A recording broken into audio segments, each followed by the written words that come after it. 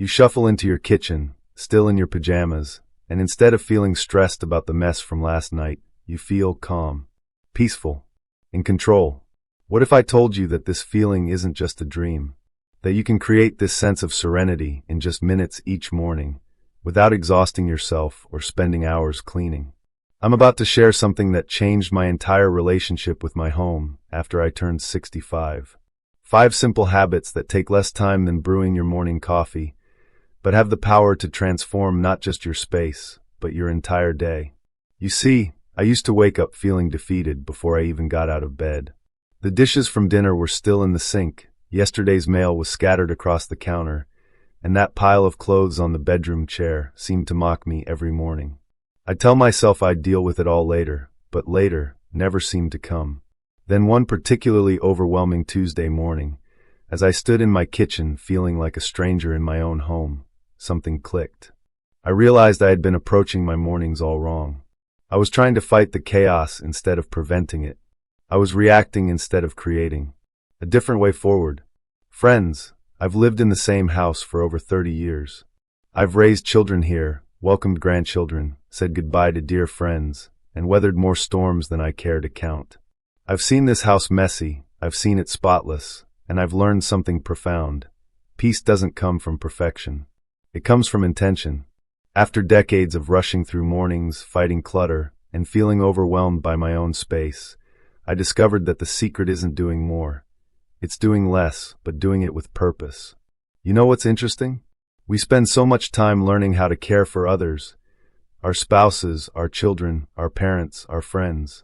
We become experts at creating comfort for everyone else. But somewhere along the way, we forget that we deserve that same gentle care. We deserve to move through our own homes with ease, to start our days with peace, to feel supported by our surroundings instead of burdened by them. These 5 habits aren't just cleaning tips. They're gentle rituals that honor the wisdom of our years and the comfort we deserve in our own homes. They're ways of saying to ourselves, I matter. My peace matters. My mornings matter. Some of you might be thinking, but I'm too old to change my ways, or I don't have the energy I used to have. Let me tell you something. These habits work especially well for us because they're designed around gentleness, not force. They're about working with our natural rhythms, not against them. Stay with me until the end, because the 5th habit might just be the missing piece you've been searching for. It certainly was for me. Habit 1. Start with your sanctuary. Let's begin where your day begins, your bedroom. This is your most personal space, your retreat from the world, and it deserves to welcome you with open arms every morning. Here's what I want you to picture. You've just opened your eyes. Your feet touch the floor. Before you reach for your phone, before you think about what needs to be done today, before the world starts demanding your attention, you have a precious moment of choice. You can start in chaos, or you can start in peace. Now, I know what some of you are thinking. Why make the bed if I'm just going to mess it up again tonight? I used to think the same thing. But let me tell you what I've learned. Making your bed isn't about perfect hospital corners or magazine-worthy bedding. It's about something much deeper. When you make your bed, you're sending yourself a message. I'm worth this small act of care. I deserve to begin my day with intention. I respect myself and my space enough to start with something simple and complete. Think about it this way.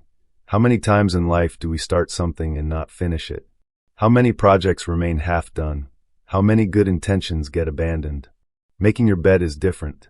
It's something you can complete fully and beautifully in just 2 or 3 minutes. It's a victory you can achieve before you've even had your first cup of coffee. When you smooth that comforter, you're not just arranging fabric, you're arranging your thoughts. When you fluff those pillows, you're creating the first accomplishment of your day. When you tuck in those corners or straighten that throw blanket, you're telling your mind and body, we're moving forward today with grace and intention. And here's the beautiful part. Later in the day, when you're tired, when things haven't gone as planned, when you walk back into your bedroom, you'll see that bed already made. It's like your morning self left a gift for your evening self. A reminder that you began the day with care, with purpose, with respect for yourself. I remember one particularly difficult day when I was dealing with some health issues. I felt discouraged and overwhelmed. But when I walked into my bedroom that evening and saw my neatly made bed, I felt this surge of I don't know how to describe it. Pride? Gratitude? It was as if that simple act from the morning was telling me, see, you did take care of yourself today. You did accomplish something meaningful. Try this tomorrow. Before you do anything else, before you check your phone or start planning your day, pull up that blanket. Arrange those pillows with intention. Maybe even crack open a window for some fresh morning air. Then take one moment to appreciate what you've just done. That's not just a made bed. That's you choosing peace over chaos, order over disorder, self-care over neglect. Some days, making your bed might be the only thing that goes according to plan. And you know what? That's enough. That's victory. That's you honoring yourself and your space. Habit 2, the gentle 5-minute reset. Now here's where most people go completely wrong with home care, and I made this mistake for years myself. They think tidying means deep cleaning, reorganizing entire rooms, scrubbing everything until it sparkles, or spending entire weekends decluttering. But what if I told you that 5 minutes, just 5 precious minutes, could change everything about how your home feels? I call this the gentle reset, and it happens right after you brush your teeth in the morning. Not later in the day when you're tired and your back aches, not when company's coming over and you're frantically rushing around, but right then, when your energy is fresh and your mind is clear and hopeful. Here's the beautiful secret: you're not cleaning, you're not organizing, you're not trying to achieve perfection. You're simply restoring calm to your space. Let me walk you through what this looks like. After you've brushed your teeth and made your bed, you're going to walk through your home with what I call soft intention. No rushing, no pressure, no judgment about how things got messy in the first place. You're simply going to invite order back into your space. In the kitchen, you might place that coffee mug from last night into the sink. Give the counter a gentle wipe with a soft cloth. Maybe put that cookbook back where it belongs, or slide those papers into a neat pile. Nothing dramatic, nothing exhausting. Move into the living room. Fold the throw blanket that's draped over the couch. Not perfectly, just nicely. Straighten the magazines on the coffee table. Fluff a pillow or two. If there's a glass from last night's water, carry it to the kitchen. Peek into the bathroom. Hang up the towel that slipped off its hook. Close the drawer you forgot about last night. Toss that used tissue into the wastebasket. Maybe give the mirror a quick wipe if you have the cloth with you. That's it. 5 minutes. Maybe 6 if you're moving slowly, which is perfectly fine. You're not scrubbing baseboards or reorganizing closets or doing anything that requires you to get on your hands and knees. But here's what's really happening during those 5 minutes. You're telling your nervous system, I've got this. My space is under control. I can handle what this day brings me. You're creating what I call visual rest, when your eyes have places to land that feel calm instead of chaotic. You know what I've discovered?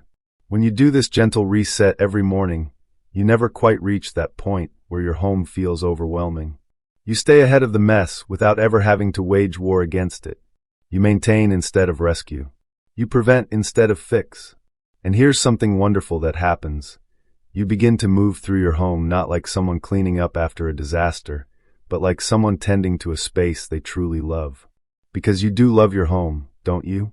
It's held your memories, sheltered your dreams, and witnessed your life unfold. It deserves this gentle care, and so do you. The 5-minute reset becomes a rhythm, a quiet centering ritual that sets the tone for everything that follows. Instead of coming home later to yesterday's chaos, you come home to today's peace. Instead of feeling like your home is something you have to manage, you start feeling like it's something that supports you. Habit 3, the no more chair revolution. Let's talk about that chair. Oh, you know exactly which one I mean, don't you? I can almost see you smiling, or maybe wincing, as you picture it right now. It started so innocently. Maybe it was just a sweater you thought you'd wear again the next day, so you laid it carefully across the back of your bedroom chair. Just for now, you told yourself. Just until tomorrow. Then came the jeans from yesterday. They weren't quite dirty enough for the hamper, but they weren't fresh enough to go back in the dresser. So onto the chair they went. Then the pajamas from this morning, because you changed quickly and didn't want to take the time to put them away properly. Maybe a jacket you wore for just a few minutes. A scarf. Another sweater. Before you knew it, that chair wasn't a chair anymore. It became a monument to good intentions. A tower of I'll deal with it later. a physical reminder of all the small tasks you keep putting off. And here's the thing that took me years to understand. Every single time you walk past that pile, your brain registers it as unfinished business. It's like having a constant, quiet alarm going off in the background of your mind. For those of us who've spent decades managing households, caring for children, tending to spouses, and juggling 1,000 invisible responsibilities, that little pile becomes just one more thing weighing on our already full hearts. I remember looking at my own chair one morning. It had become so tall that items were sliding off onto the floor, and I felt this wave of frustration. Not just with the clothes, but with myself. Why can't I just put things away? I wondered, when did such a simple thing become so hard? But then I realized something liberating. The problem wasn't my willpower or my energy or my organizational skills. The problem was that I was fighting human nature instead of working with it. We naturally want to set things down just for now.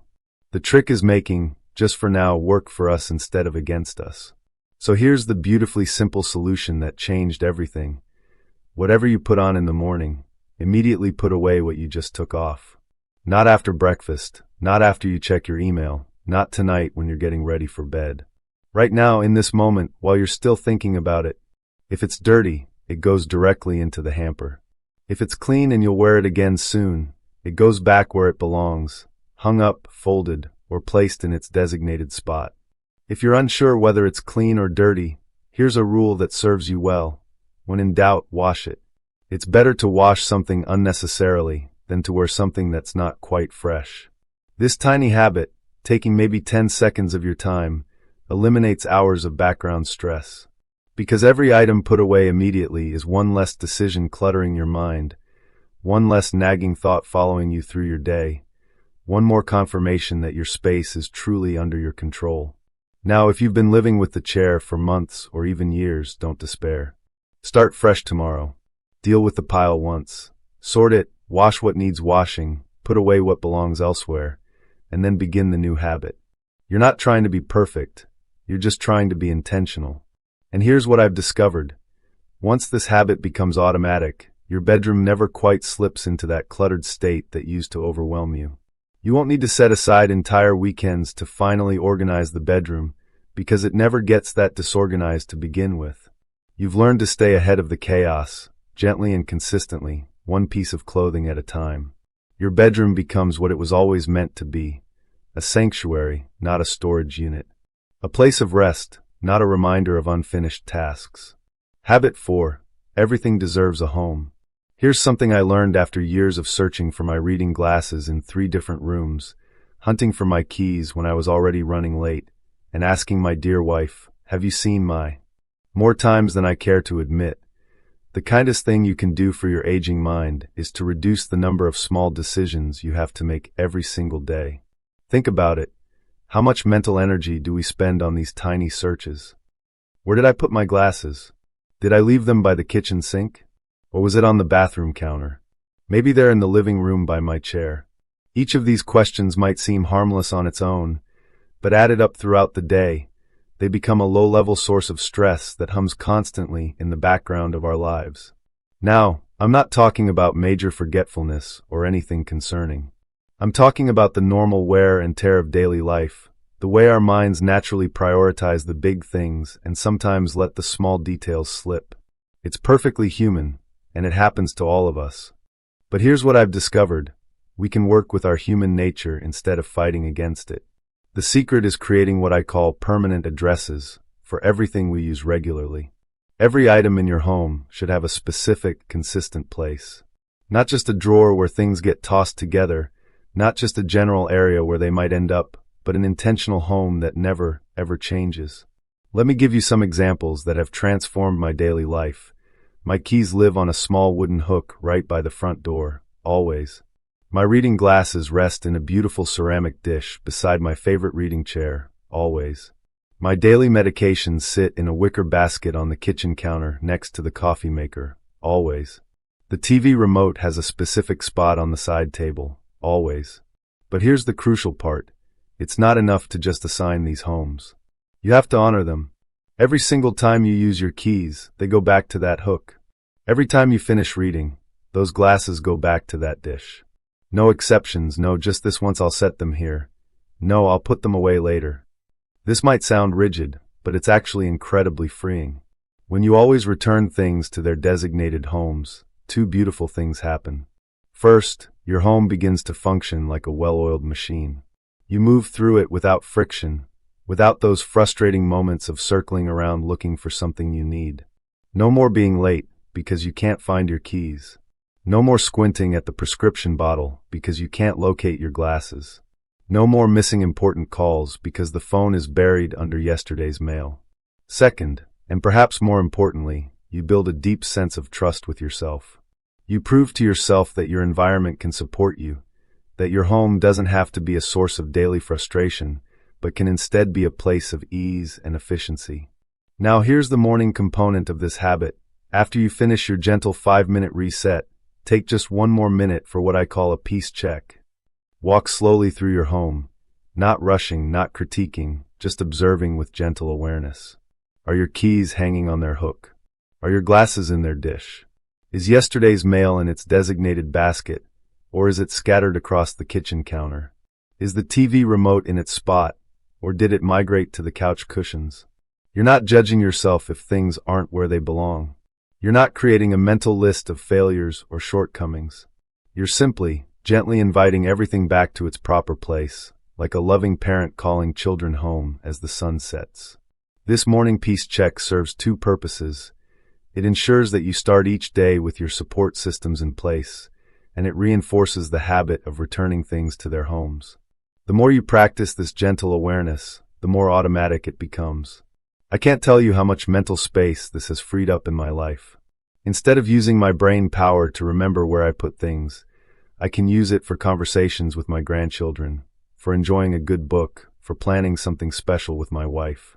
The little decisions that used to drain my energy are now handled by the systems I've created. Remember, your home should serve you, not the other way around.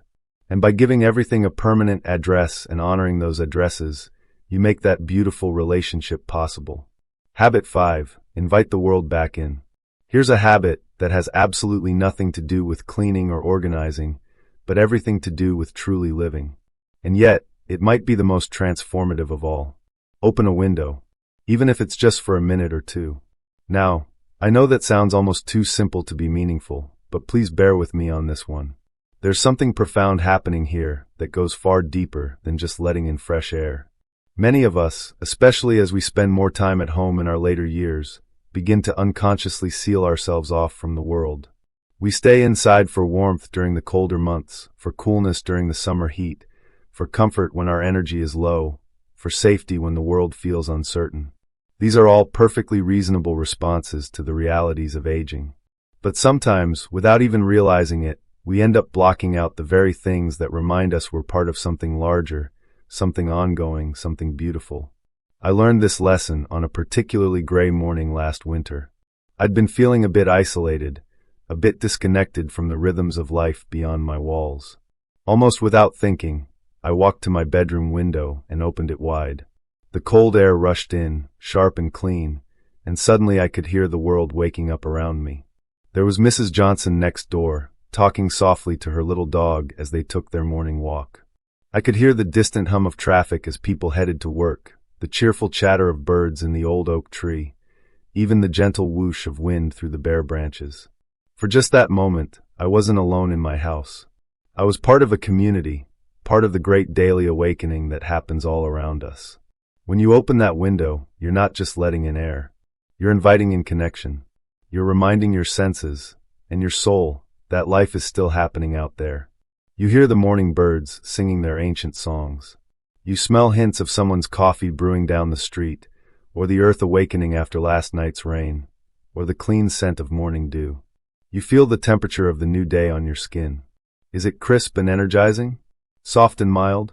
Even if it's quite cold, let that sharpness remind you that you're alive, that you can still feel, that you're still fully present in this world. Even on days when the weather isn't particularly pleasant, when it's too hot or too cold or raining, I encourage you to crack that window anyway, just for a moment. Let yourself experience whatever the day is offering. Wrap yourself in a sweater if you need to, or stand back from the window if the air is too intense. But give yourself that moment of connection. You might be surprised by what you notice when you really pay attention. The sound of children's laughter as they wait for the school bus. The gentle conversation of neighbors walking their dogs. The rustle of leaves, the call of a hawk circling overhead, the distant sound of a train whistle. These sounds aren't interruptions to your peaceful morning. They're invitations back into the living world. They're reminders that you're not separate from life, but woven into it, part of the great tapestry of daily existence. If you like, you can combine this habit with a moment of gratitude or intention setting. Stand by that open window, take a deep breath of the morning air, and perhaps whisper a small prayer or affirmation. Thank you for this new day. I am open to whatever goodness it brings. I am part of this beautiful world, and it is part of me. This habit grounds you in the present moment. It reminds you that you're alive, you're here, you're still participating in the great adventure of being human. And sometimes, on the hardest days, when everything feels heavy or difficult, that reminder is exactly what your spirit needs to hear. Conclusion. So there you have it, friends. 5 gentle habits that don't require much time or energy, but quietly transform the way your home feels, and, more importantly, the way you feel in it. Let me remind you of our journey. Make your bed with intention. The 5-minute gentle reset. Put clothes away immediately. Give everything a home. Open a window to the world. You don't need to do all 5 tomorrow.